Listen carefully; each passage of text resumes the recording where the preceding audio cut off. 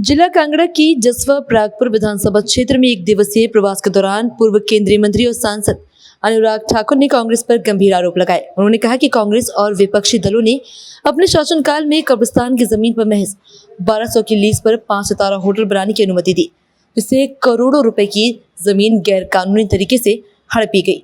ठाकुर ने आरोप लगाया कि कांग्रेस और विपक्षी दलों ने मुस्लिमों के नाम पर जमीनों का दुरुपयोग किया, मुस्लिम समुदाय को हमेशा बांटने का काम किया गया।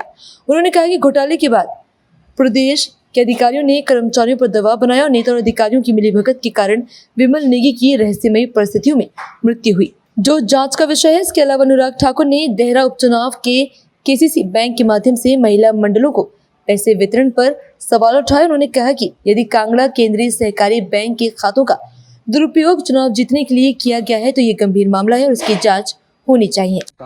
देखिए, जो कांग्रेस 10 गारंटियां देकर सत्ता में आई थी, 10 गारंटियों में से एक भी गारंटी पूरी नहीं। लेकिन जनता के ऊपर बढ़ते हुए किराए हो, पेट्रोल डीजल में बार बार टैक्स बढ़ाने का काम किया गया हो, या फिर अब पानी के दाम बढ़ाना, मुफ्त बिजली को खत्म कर देना, ऐसे अनेकों निर्णय उनके अनैतिक भी हैं और अनावश्यक भी। आप देखिए, 10 रुपए की पर्ची काटना और ये कहना कि हम इसलिए कटवा रहे हैं कि भूल ना जाए, ये कोई तर्क नहीं, ये कोई तर्क नहीं। सरकार अगर खजाना खाली है तो खुले में आकर कहे कि सरकार के पास पैसा नहीं गरीबों के इलाज करवाने के लिए। सरकार अगर हताश और निराश है तो खुले में आकर कहें कि उनके पास पैसा नहीं कर सकते। पर्ची गुम होने का बहाना जचता भी नहीं। सीएम सुखविंदर सिंह सुक्खू की धर्मपत्नी देहरा से चुनाव लड़ी थी, उनके ऊपर भी जो है वो एक एप्लीकेशन जो है वो राज्यपाल दरबार में पहुंच गई है और उस पर उन्होंने रिपोर्ट मांग ली है कि भ्रष्टाचार हुआ है। और देखिए, उसकी जांच होनी चाहिए। बहुत गंभीर आरोप विधानसभा से लेके ये प्रेस कॉन्फ्रेंस में लगे हैं।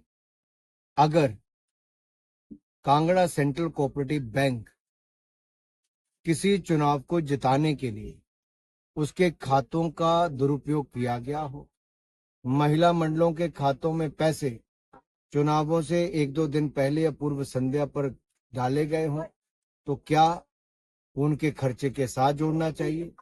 क्या वो चुनाव रद्द होना बनता है?